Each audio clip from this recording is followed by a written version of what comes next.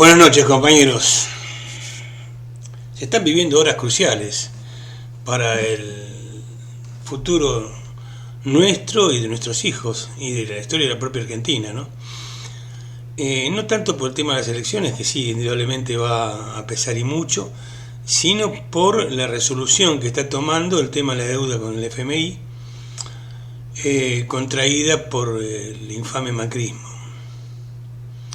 Informe irregular y que, como toda la historia de la deuda en la Argentina desde siempre, se pretende pagar a partir del ajuste criminal sobre el pueblo que una y otra vez es quien pone su sangre, su sudor y sus lágrimas, como dijo oportunamente Nicolás Avellaneda, para solventar las deudas contraídas por los ricos, por las clases dominantes, que pasaron a engrosar sus arcas en diversos paraísos fiscales. Esto es plantado así, no hay otra manera de dibujarlo.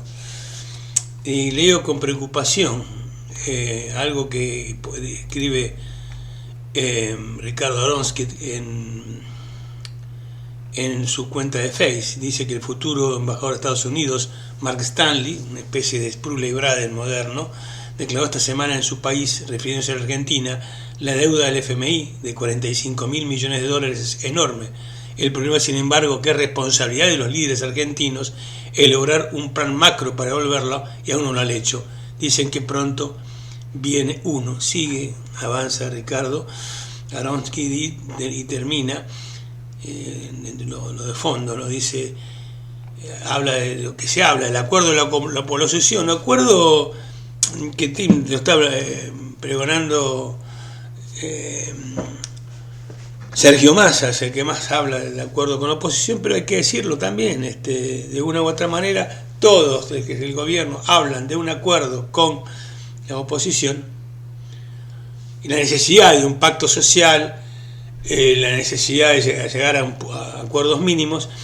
Si no se ponen, digamos, de acuerdo en cuáles son los puntos en los cuales poder acordar, que básicamente son que no es imposible soportar un segundo más de sufrimiento sobre el pueblo argentino.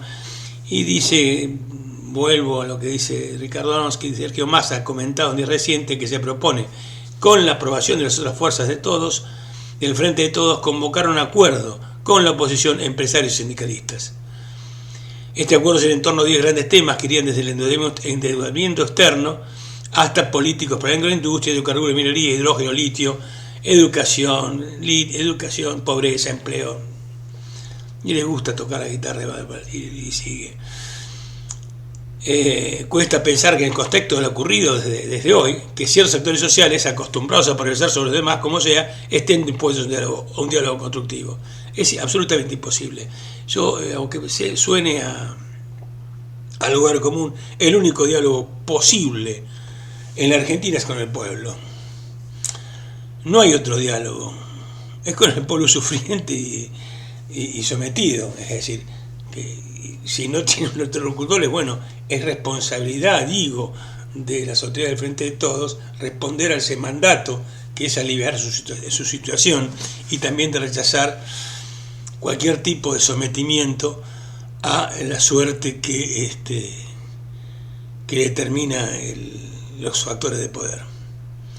En principio tenemos que acordarnos que fue la CUNSA el que declaró el default, y que cualquier acuerdo con el FMI que implique aumentar más aún la pobreza y la marginalidad del pueblo sería una infamia, que asignaría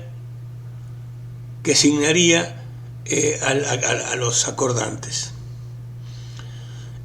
Uno puede pensar, ¿no?, con buena suerte, con buena fe, no, que Alberto habla de resistir ante el fondo, de no arrodillarse.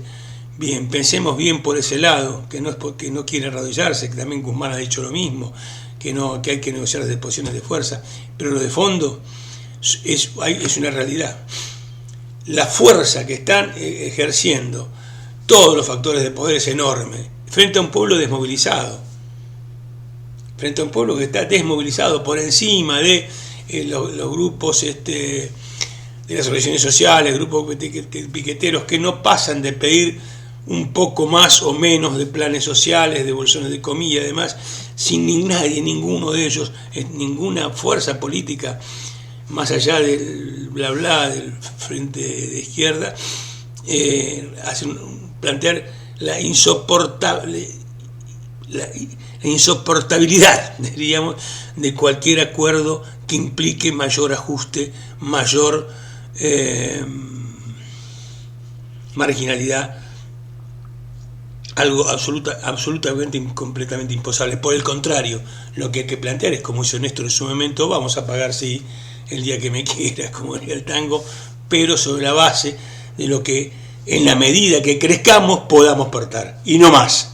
O sea, si no hay crecimiento, no hay pago. Es la única posibilidad cierta y concreta de plantear algún tipo de negociación. Sí, y no solamente eso, porque ellos pueden plantear, bueno, que crezcan las exportaciones, que crezcan nuestras ganancias, las grandes cerealeras y demás, ¿no? Entonces sí, pero no pasa por ahí los tantos, porque también está comprobado que si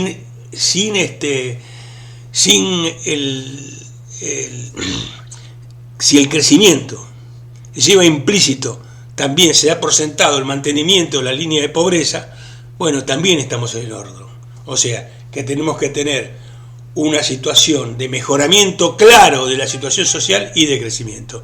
Y entonces sí, únicamente desde ese punto de vista podemos llegar a plantearnos algún tipo de negociación reconociendo una realidad ignominiosa y abominable, cierto es, pero una realidad que diría, bueno, pagaremos la deuda infame que contrajo el macrismo, investigaremos sí, también el origen de la misma, desconoceremos la parte que no corresponde pagar porque el FMI violó sus propias reglamentaciones, y pagaremos como el bono que suscribió el macrismo a 100 años. Bueno, dicho con un poco de sarcasmo, pero no estaría demasiado alejado de la realidad plantearlo. ¿Sueño, deliro? Lo que pasa que sí, sueño, pero no quiero vivir una pesadilla que puede incluir un acuerdo vergonzante con el FMI.